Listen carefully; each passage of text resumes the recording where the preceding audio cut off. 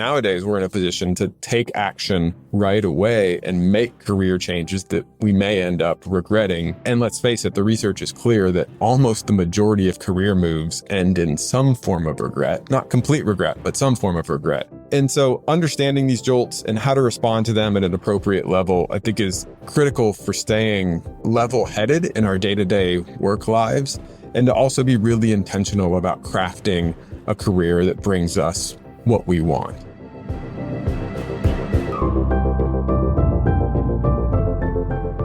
That's Dr. Anthony Klotz. He's a professor of organizational behavior who's known for, among other things, predicting the global labor shift we call the Great Resignation. His research is regularly published in leading management journals, and he's recently published his book, Jolted: Why We Quit, When to Stay, and Why It Matters. You'll learn 1, how the pandemic fundamentally altered our relationship with work. 2, why doing nothing is often your best solution. And 3, how to find more satisfaction in a job you're stuck with. And if you want a summary write-up of the actionable wisdom that Anthony shares, you can find that over at awesomeatyourjob.com. The Gold Nuggets, free email newsletter is what we call it there.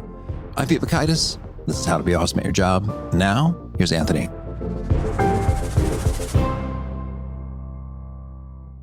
Anthony, welcome. Thanks for having me. Well, I'm excited to chat with you. You are undercover famous. Is that maybe the term we can use? Yeah, it's definitely undercover, low key. Yeah, whatever synonym you want to use. Yeah, you are the man who coined the term, the Great Resignation, which is kind of wild.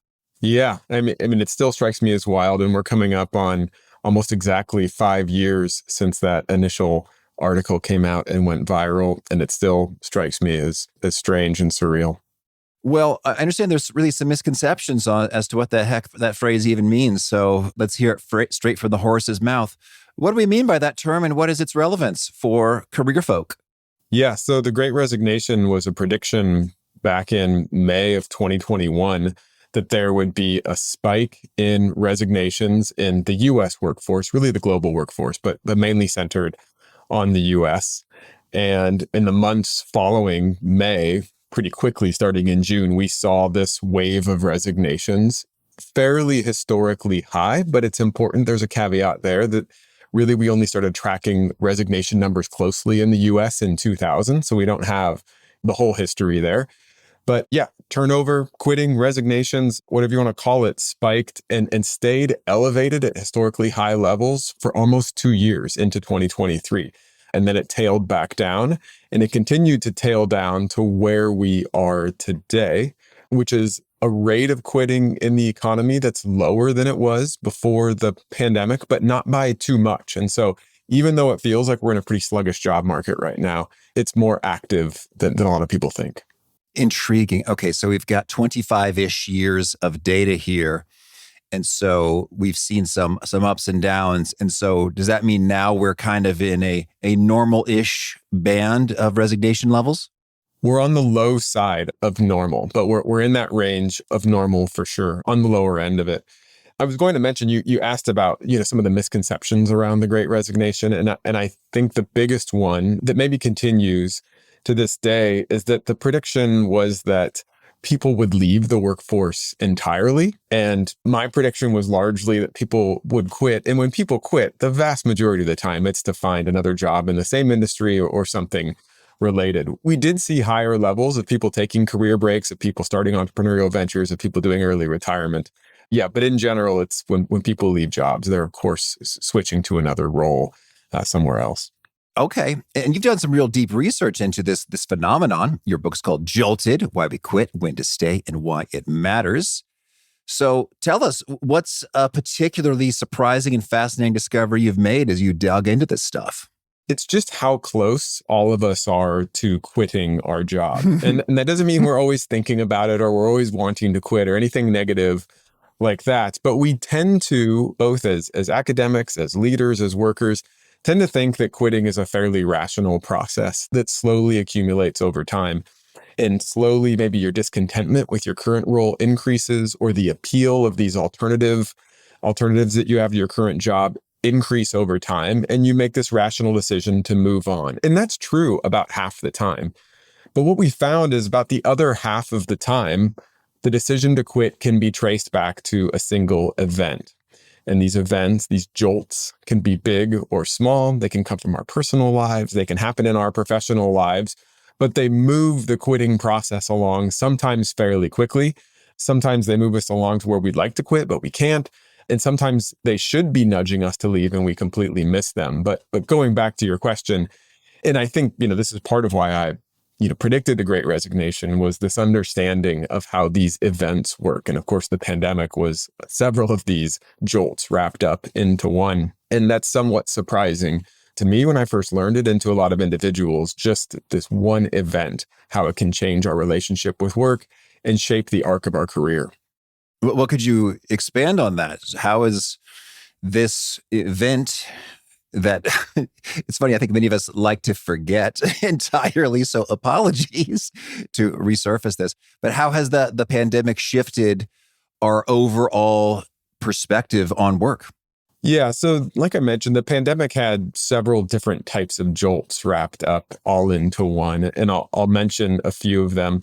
One of them was, of course, that for many people, work became different and more difficult in a short period of time. So if you were a frontline worker or a healthcare worker, all of a sudden your job maybe became more dangerous or completely changed. And when our job tasks change, for some of us, that comes at a point where we're already not sure about our job, and then all of a sudden it changes, and that pushes us over into wanting to change what our job is.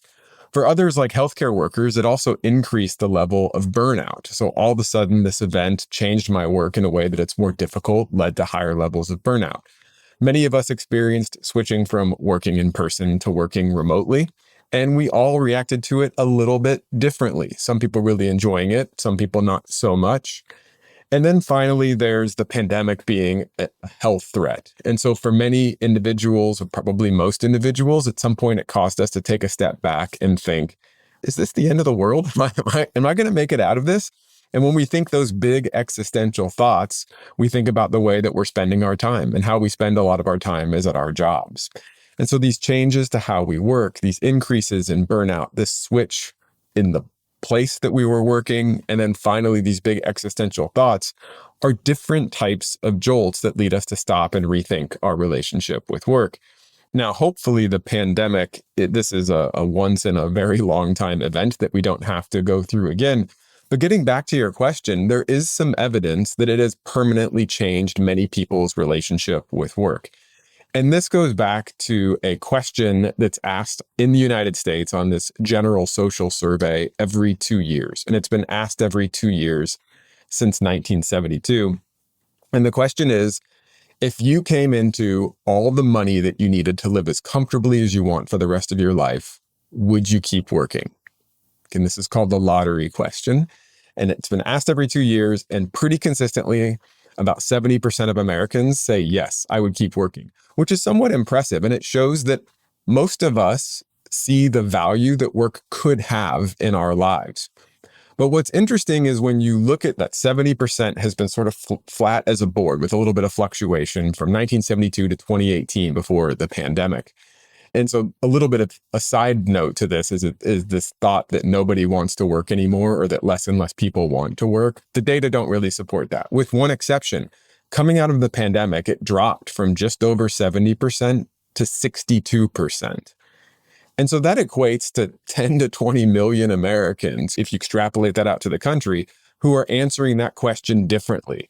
And keep in mind, they were answering this question during the Great Resignation, which was one of the best labor markets for employees, for workers, that we'll ever see.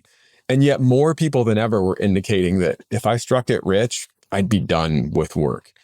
And that number has stayed in this sort of 65% range, 5 points lower, millions of Americans lower than the 70%. And so what that suggests is the pandemic years and the tumultuousness that it caused in the world of work, and the thinking and the jolts that it caused, there's some percentage of the population now who permanently changed the way they view work. And I think that's going to be part of the lasting legacy of that period of time. Well, I'm intrigued about that question. They would continue working if they won the lottery, but do we have the clarity on would they continue working with their current employer or role, or because I guess this is what researchers do. We get definitional in terms of, I imagine I wouldn't sit on the beach continuously, but I would probably make some changes in what I was doing. I'd keep this podcast going because it's fun and awesome talking to peeps like you. So do you have some detail on that? That's a fantastic follow-up question.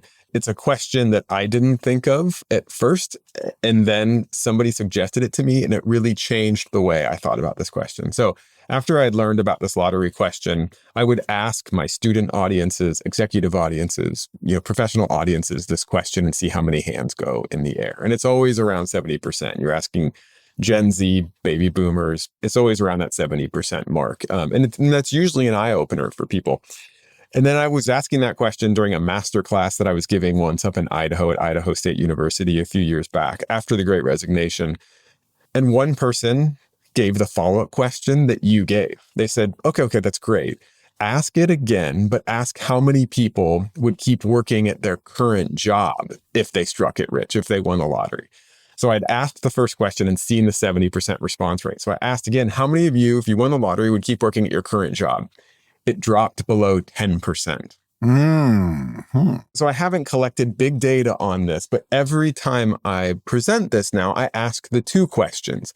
And it's a little less consistent on that second question, depending on the audience. But it always drops from this like 70%-ish down to 10 to 20% of people who would keep working. And to me, there's this really powerful lesson there that the majority of people see what the positive side of what work can do for their lives. Like want to work and see a positive version of work out there that they would really enjoy doing.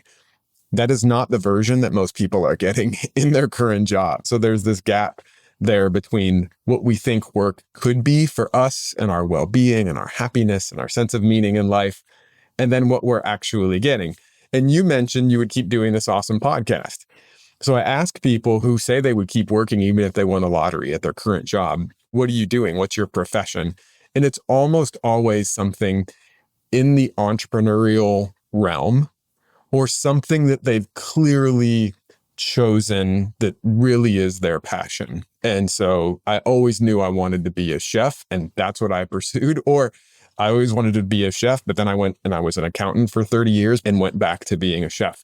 So it's these really deliberate choices people have made that align with their interests or that give them a great deal of autonomy, which is like, entrepreneurship, having a fantastic podcast, being able to have the kind of impact that you want on the world.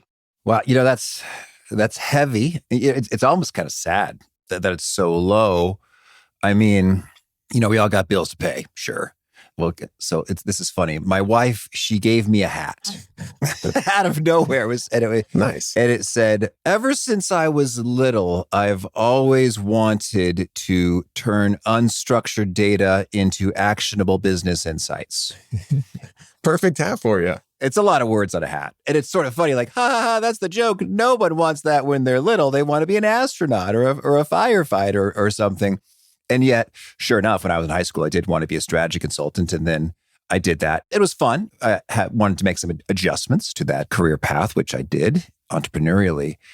And it really hits home for me that I'm a bit of an anomaly here, like to actually go after it with this kind of purpose. Well, and then for it to work out, because you might think you want to be a lawyer and you're like, oh, shoot, this isn't what I wanted. Oopsies. So I guess it's not only that you're autonomously pursuing the thing, but the thing ends up being the match that you hoped it would be. Yeah, I mean, that's exactly right. When I started out of university, I had grown up in a family business in logistics. I got my degree in logistics. I thought I'm made to do this. I'm good at it. Got good grades, and then went to work for General Mills in their manufacturing plants in logistics and was terrible at it and didn't enjoy it. So it was like, in theory, this is what I was put on this earth to do. In practice, not so much. So I switched over into management and operations, and that was a somewhat better fit. But yeah, I mean, I think there is this experimentation that goes on. And yeah, probably for a number of people who are saying, if I won the lottery, this is what I would do. Some percentage of them would find if they made that switch, it's actually not what they want to do. I mean, this is part of the rough thing about being humans. We're terrible at forecasting what's going to make us happy. And it's not until we actually experience it that we see if our affective forecast lines up with how we're actually feeling when we do it. Understood. Okay. Well, also, you've painted a stark picture for us. So I would love for you to unpack a little bit of the big idea associated with Jolted. You say we don't so much super rationally and gradually come to the conclusion that, yes, it would in fact be optimal for me to exit now. What is going on? Yeah. So, I mean, most of us in our day-to-day work lives are on a bit of autopilot where we're trying to be successful in our jobs, have a nice life outside of work, pay the bills, enjoy time with friends and family, and so forth. And these jolts come along and disturb that. And so jolts are these moments that where we question what's going on with our relationship with work. Am I on the right path or am I not? And these can be really confusing and you're not really sure what to make of it. And so in the book, I talk about, the jolts are sort of everywhere in the modern work world. And there's 6 different types of jolts that we'll experience over our career. And so the problem is these can be really useful signposts to tell us maybe we do need to make some changes to the arc of our career. But often when they appear and sort of snap us out of this autopilot, we're not sure how to respond to them. We get stuck in a bit of a rumination loop. Maybe we give them too much credence and we end up moving towards the exit door too soon. We just don't really have a system to process them when they happen.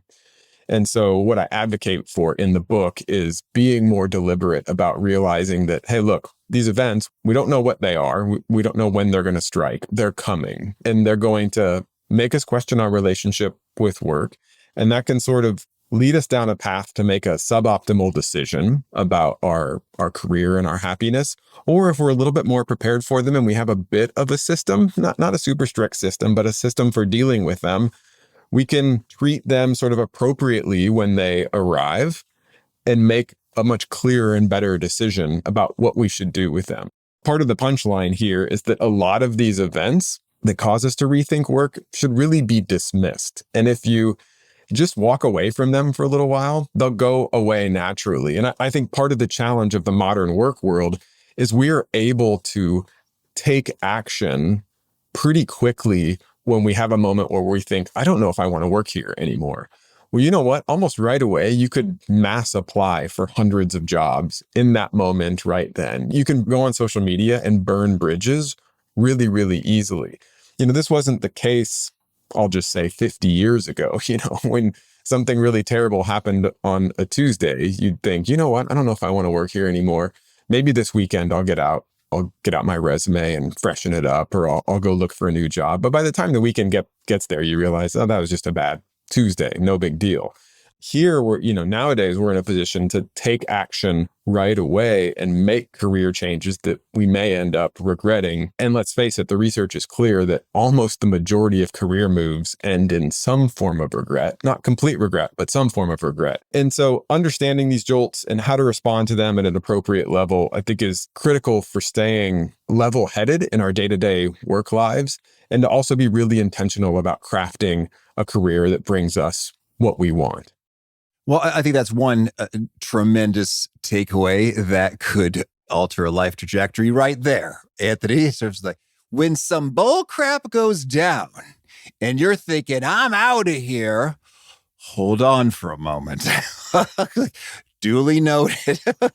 Well, it's kind of, in terms of being really powerful advice, doing nothing it's kind of a hard piece of advice to sell. But again, these jolts, these moments are fairly common. And I think the more that we have the news coming to us while we're at work, the more that we have social media in our lives, the more we have these moments where we think somebody else is getting a better deal, there's better options out there. And so all the more reason why doing nothing as a first option is a good option. Now, a lot of these problems that you experience or that a jolt signifies some sort of real problem with your relationship with work, some of them don't go away with time. And if you get to the weekend or you've decided, for me, about every 6 months at the start of the year and then midway through the year, I sort of sit down and think through the past 6 months and what have I experienced at work and how am I feeling. And that way, over the course of time, as I experience problems with work, instead of having to deal with them right away in the course of my working week, working day, I can sort of tell myself, come June, I'll sit down and I'll think through these. And I might even write on Post-it notes and set them aside to think about then. And that way, when it comes to that time when I've batched those jolts together and I can think through them, I can realize a lot of these don't matter anymore. This was just something that mattered in the moment, but didn't really matter. But there's probably a few of them that maybe I've written down a few times that signal something is off here and I need to address it. That doesn't mean quitting. That means addressing it. And there's a number of ways that you can address problems at work without quitting. And so that's sort of the next step. You experience a jolt. It reveals a problem with your relationship with work that time isn't healing. Then you have to take some more action. Doing nothing won't cut it. Well, you mentioned 6 types of jolts. Could you maybe give us the 2-sentence-ish definition of your 6 types of jolts with maybe an example so we can get our arms around precisely what is Anthony thinking when he says the word jolt? Yeah. So 6 types of jolts, and I'll give you a warning. The first 5 are negative, and that's because of this positive negative asymmetry effect we have where as human beings, we're hardwired to pay much more attention to negative events than positive events. And that's for good reason. Negative events signal something's wrong and we need to attend to it, whereas positive events are more like, keep going, things are going well. So the first type of jolts is direct jolts, and these are negative events that happen directly to us at work. So the most common ones are, of course, failure or experiencing mistreatment or interpersonal strife. But these jolts can also be really subtle as well. So we're increasingly seeing that small acts of incivility, like being treated rudely or being ostracized, like you find out that your office has a group chat that you're not on. Like, that has a pretty strong effect, a pretty strong signal that you're not part of this group. So direct jolts, negative events that happen directly to us at work. The next type are collateral jolts. These are events, often negative, that happen to those around us at work and reverberate and have effects on us. A simple one would be witnessing mistreatment. Even though you're not the victim, it can have an effect on you that makes you think, I don't know if I want to be in a workplace like this. But the most common type is turnover contagion. So when we have a friend who quits, it's sort of a triple whammy for us. Our workday becomes less bright because our friend is gone. We probably have to pick up some of their work in the interim. And we wonder where they're going. Like, are they getting a better deal? So those are collateral jolts. Maybe my favorite kind of jolts, and they were the ones when I learned about them, I was the most surprised, are honeymoon jolts. So there's this statistic that surprised me that the most common year for quitting across all years of your employment is year 1. And we tend to think year 1, that's when people are the most committed and the most excited about their jobs. But honeymoon jolts, during the recruitment and selection process, we form this idea of what that job is going to be like. And honeymoon jolts happen when we're in the first year and we realize, wait a second, the way I thought this job was going to be in terms of the schedule or the pay or whatever it may be is not lining up with reality. And I took this job under maybe false pretenses, or we perceive that we do. So those are honeymoon jolts. Moving outside the workplace, there's crossover jolts, which are negative events that happen in our personal life that make us rethink, what am I doing at work? And anybody who's had a health scare or a family member or friend who's had a health scare has experienced those. And then finally, for negative jolts, there's remote jolts. And we're increasingly seeing that negative events that happen on the other side of the world that you hear about can have this sort of effect on you because they often call to mind the preciousness and the scarcity of life and make us think, again, these big existential thoughts like the pandemic did of how am I spending my time? There's a little bit of research that shows that this is especially likely to happen if the event on the other side of the world happened to a group of individuals who you identify with in whatever way that could be. And then last but not least are happy, positive jolts. sort of counterintuitively, the good things that happen in life can also lead to us quitting. Not as often, but this is because when positive events happen to us, they open our minds. We tend to start to think, I can achieve more than I thought I could. I'm on a roll here. This is great. I could take on more things. And you have this open-minded positivity at the same time that your resume has just gotten more impressive, than ever, perhaps, because you just had a promotion or some accomplishment at work. Of course, they can come from wonderful events in our personal lives as well. So like I said, jolts are everywhere. They're common. We're going to experience many of them in our careers. And the key is to be ready for them and then manage them appropriately when they happen. Okay. So what is the ideal or optimal or appropriate way to deal with a jolt beyond doing nothing? Yeah, well, we already talked about the first one, right? Do nothing and wait and see if it goes away on its own. Now, obviously, it goes without saying, for egregious jolts, that might not suffice. In my dissertation research, I talked to one worker who said they had a toxic boss, but the worker themselves, they had thick skin. And so the boss could insult them, whatever. It didn't bother the worker. They were happy to do their job. But the boss noticed this. I'm not getting under that person's skin.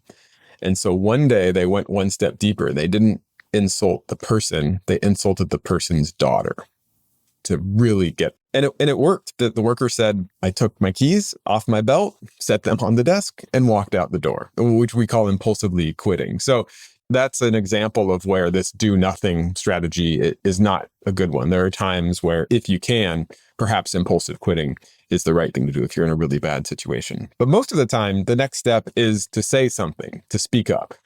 And this sounds, again, pretty simple, but it's amazing how many exit interviews that I've been in or that I've talked to leaders, and they say in exit interviews, one of the most common things that happens is the person says they're leaving because of, this reason, that they really can't stand their work schedule or they need a little bit of pay bump. And so they've gone out and got another job because they're not getting it here. And they didn't ask for it first, or the leader didn't hear it when they did ask. And so it's pretty critical. Often as workers, we don't have the power in the work relationship. The leader has the power, the organization has the power. So it's easy for us to think, why would they give me a raise? Why would they change my schedule in this way? And so we don't speak up.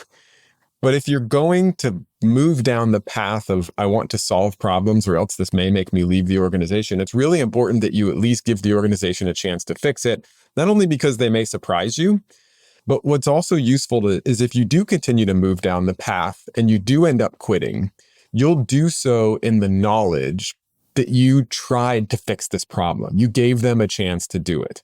And that will actually lower the odds of regret down the road. Maybe I shouldn't have quit. Maybe they would have fixed that. No, because you asked.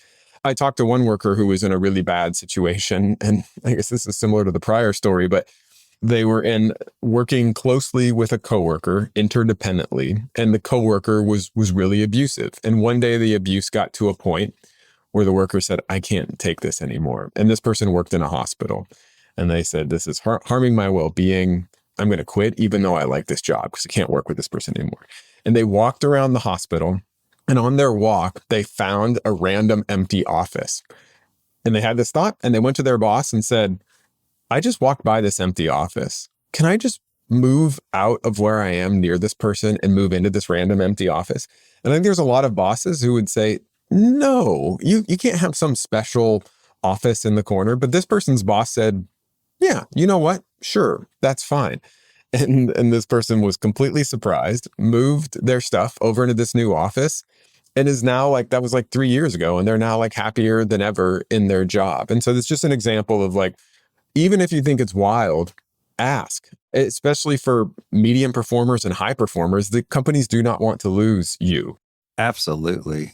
Well, I am vibing with that. And I'm thinking back to, I think of him often. It's my buddy, Mohammed Mekki, back in episode 346 in 2018.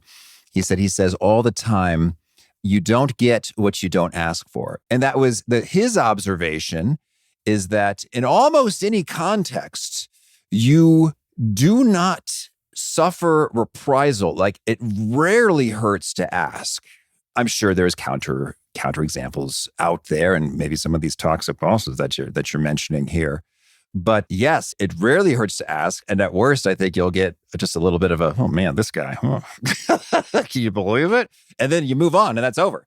So you may well be surprised. You get a cool office space. Any number of things can be opened up to you if you just ask. Yeah. And the research does show that, yeah, a lot of the time these positive outcomes can happen just by asking. There's also some research that shows in organizational settings, when you ask for something, you're much more likely to get it if you frame it in a way that it doesn't just benefit you, but it, of course, benefits other people or benefits the organization. So like, I need Saturdays off. I need a $10,000 raise. I need, you're better to take 10 minutes and say, how do I frame this such that it doesn't just benefit me, but here's why it benefits the company. Here's why it benefits my colleagues. Here's why it makes my boss's life easier. Like something like that, like a little bit of sweetener that really increases the odds of the medicine going down successfully.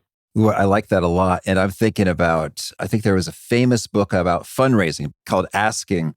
And it was, well, you're going to know the answer now. It's like, do you know the number one reason prospective donors do not give to a nonprofit organization? Can you guess, Anthony? Because they're asking what's in it for them? Well, yeah, they weren't asked at all. No one asked them. It's like, hey, could you support this cool work we're doing? It's like, oh, that was not on my radar. But now that you ask, that does sound pretty cool. So you got a real crack at it. Awesome. Okay, so ask. So maybe do nothing. Maybe ask. What are some other top tips? Yeah. So after you ask and you find out what is, and let's say it doesn't go well. Let's say that you've identified this problem with your relationship with work. It's draining your well-being. It's draining your positive energy. And you ask and try to make some changes proactively or reactively. It doesn't work. Then it's time to think about, okay, is this a sustainable situation? And maybe it's sustainable and you think this is just a bad part of my job, but it's okay because the good parts outweigh it. And so part of, I think, as you start into this process, it's important to weigh up the positive sides of your job. And there's the obvious positives like, hey, I've got a nice office. I've got this amount of pay. I work with friendly people, but also thinking about the goodwill that you've built up over the years, because that won't carry with you if you move into a new organization. So as we work in an organization for a while, things tend to get easier for us because we've built this sort of goodwill with the people around us when we can get things done. So really being honest about the positives and the negatives of your situation. Now, if you find that you're in a situation where I can't leave this job for whatever reason it may be, then I think that takes you down a different path than I can leave this job. So for much of our working careers, most of us are in a situation where we can't just up and leave right away. This term is called embeddedness. Like, how embedded are you in your job and your community? And it could be like, look, this is the only engineering firm in this town that I'm in, and my family is never going to leave this town. So this is it for me. Like, so I can't leave. Versus, yeah, I'm in this metropolis with all sorts of engineering jobs and I can go remote and whatever it may be. Then you have a much lower level of embeddedness and you've got options. But if you're in the situation where you're in huge problem with your relationship with work that can't be fixed and you can't quit, which I think many people are in this situation right now, then it makes sense to think about, how do I reduce the size of work in my life in a way that doesn't cause negative repercussions back on me? And so this is why the term quiet quitting, I think, went viral, right? 3 years ago. It is thinking about, how do I lean back a little bit from work such that I can dedicate my time and energy to pursuits outside of work. And that could be anything from just well-being to a side gig or whatever it may be, or dedicate more time to trying to find an alternative. And I talk about, when you want to shrink the size of work in your life, when you want to lean back a little bit, it doesn't make sense to do that in the core of your job, your core job tasks, because that's going to lead down a negative path. But I think most of us, if we've been in a job for a little while, we find this phenomenon called job creep happens, where we slowly take on more tasks. We slowly do a little bit of extra here and there. And not through anybody's fault, our job becomes sort of bigger than we meant it to be. And so then it's time to do a little bit of landscaping and say, what are the parts of my job that I've taken on, that I'm doing, that really don't add much to me, to the organization, that nobody would notice if I quit doing, that I could delegate these tasks to someone else.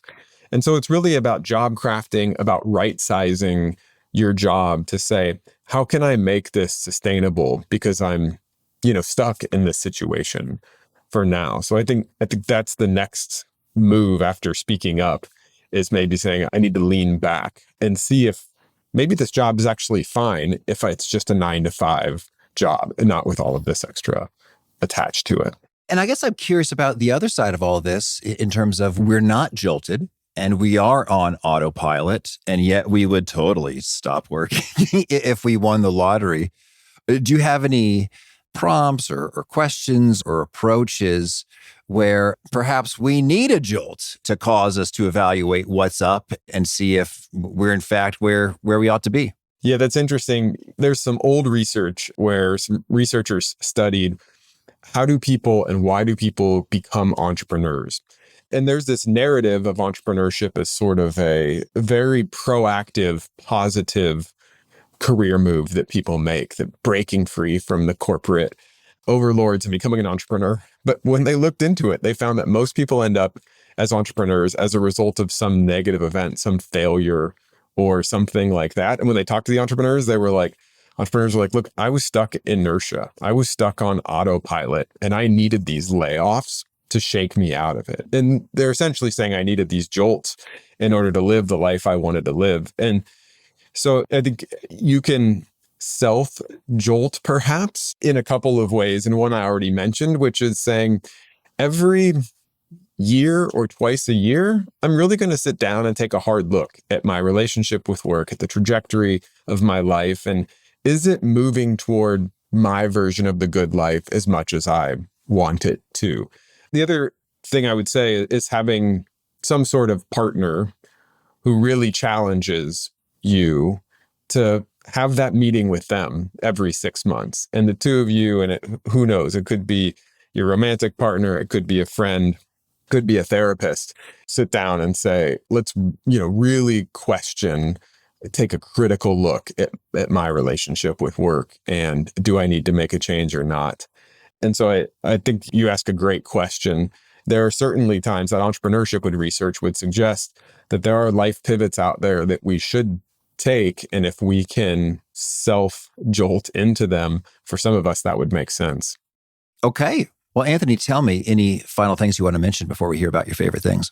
No, the only final thing I would say is, after this sort of leaning back or shrinking the size of work in your life, if that doesn't work, or if you have the option to quit, then I think it is time to quit.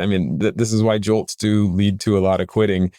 And I would just say, especially for people early in your career, which was me at one point, like, nobody really teaches you how to quit or gives you advice on how to quit. And more today, we're seeing employees boomerang back to their former employers. And that only works if you resign in a way that's largely positive. And so there's a lot of, I would say, online content showing the upsides of burning bridges as you leave organizations. And I think that's probably quite overstated. Upside. Well, that's what I'm saying. I think a lot of people are saying that there's a lot of videos that make it seem like it's really cathartic to have a marching band play as you quit your job, bake your boss a cake that says, this is the worst job I've ever had. And these are hugely entertaining, as your laughter is suggesting. But as you might imagine, I've done a lot of research on how people quit their jobs, and there's several different ways that people do quit their jobs. And you can imagine that from a career standpoint, the positive styles of resigning make the most sense. And there are a few rare instances in which I would say it's okay to burn bridges, but those would be, very, very rare. My research shows that about 10% of people engage in some form of dysfunctional behavior on the way out, some form of bridge burning. Bridge burning is, that sort of behavior is probably only warranted in 0.1% of quitting. Well, I guess if anyone needed to hear that, now you've heard it from the expert on the matter. Don't get a marching band and a dramatic exit. Maybe like if your career move is into a viral video creator, And Yeah, there you're you go. getting my kickstart with the marching band, but almost never. Yeah, I mean, that was my impression is that, yes, this video is entertaining, but it is not a optimal life approach. That's what I think the imagination is for. Enjoy imagining and doing that, but don't actually do it. Yeah, go ahead and type up that email and then delete it. What you really want to say when you quit. Yeah, but don't actually say it. Big thanks to Anthony for sharing his wisdom with us. Big thanks to our sponsors. Check them out.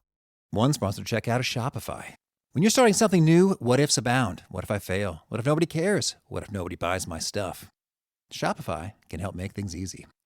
Shopify is the commerce platform behind millions of businesses around the world and 10% of all e-commerce in the U.S., from household names like Magic Spoon and Allbirds to brands just getting started. Shopify facilitates everything from inventory to payments to analytics and more. No need to use a dozen different software tools. Everything's all in one place, making your life easier and your operations smoother.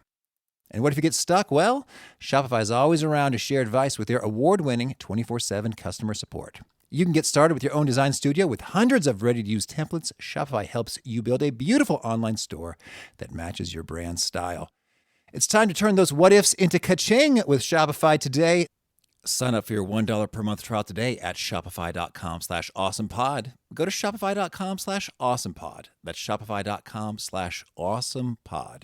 Ka-ching. One sponsored checkout is Monarch. I don't enjoy thinking about or fiddling with money, so I love resources that make this quicker and easier. Set yourself up for financial success this year. Monarch is a gorgeous personal finance tool that makes your money life easier. It brings your whole money picture from budgets to accounts and transactions and investments into one super handy dashboard on your phone or laptop. I was such a fan of the old Mint.com and was super bummed when it disappeared. But the good news is that Monarch was founded by a team that includes the original product manager of Mint, and I dare say it's even better. I like the graphical summaries that help me drill down into things quickly and easily, and helps me get to the bottom of anything that just seems off or weird, or helps me zero in on great opportunities for savings faster. In fact, Monarch helped the average user save over $200 per month after joining. So set yourself up for financial success in 2026 with Monarch, the all-in-one tool that makes proactive money management simple all year long. Use code AWESOME at monarch.com for half off your first year. That's 50% off your first year at monarch.com with code AWESOME. All right. Well, now could you share a favorite quote, something you find inspiring? There's a quote by George Mallory when he was trying to hike up Everest, and people wanted to know why he was doing it. I won't get this quote exactly right, but he essentially said, there is no reason. We just do it for the sheer joy. All right. And could you share a favorite study or experiment or bit of research? Yeah, there's a study, Greenberg, 1990, where somehow this researcher talked manufacturing company that was doing pay cuts into letting him manipulate the way that they deliver those pay cuts, which we wouldn't even be allowed to do anymore for ethical purposes. But it showed that just in very small ways, the way that leaders deliver negative messages have huge implications for whether employees steal and quit after a negative announcement, like a pay cut or a layoff. Just doing it with compassion and care versus doing it in a very perfunctory style makes a huge difference for how negative news is received and reacted to by workers. It's just a really powerful design. All right. And a favorite book? I like dreaming and reading about travel. So probably The Log from the Sea of Cortez by Steinbeck, where he's tooling around Baja, Mexico, the Sea of Cortez, and making all kinds of fun discoveries with his buddies. That sounds pretty good. Okay. And a favorite habit? In the evenings, usually about an hour before I go to sleep, I put away the screens and go for a walk, usually with my partner. But being away from screens, going for a walk definitely contributes to a good night's sleep, which then kind of has a more positive effect, a nice little cyclical positive cycle effect. All right. Well, if folks want to learn more and get in touch, where would you point them? I would point them to email for one. Anybody can reach out to me at my UCL email, which is easy to find, or I'm at anthonyklotz.com or LinkedIn, of course. Okay. And do you have a final challenge or call to action for folks looking to be awesome at their jobs? Yeah, if you're looking to be awesome at your job, I would recommend challenging yourself to say, when these jolts come, I'm going to set them to the side for the moment. I'm not going to ruminate on them, give them more energy than they need. and I'll revisit them every 3 months or every 6 months. And so that would be the challenge. All right. Anthony, thank you. Oh, it's been a pleasure, Pete.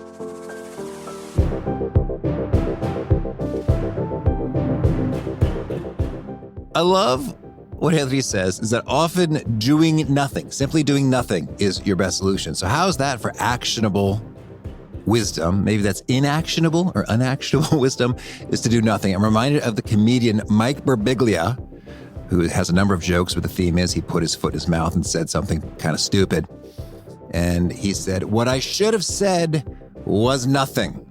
A fine option to make sure we give its fair, just consideration of maybe do nothing.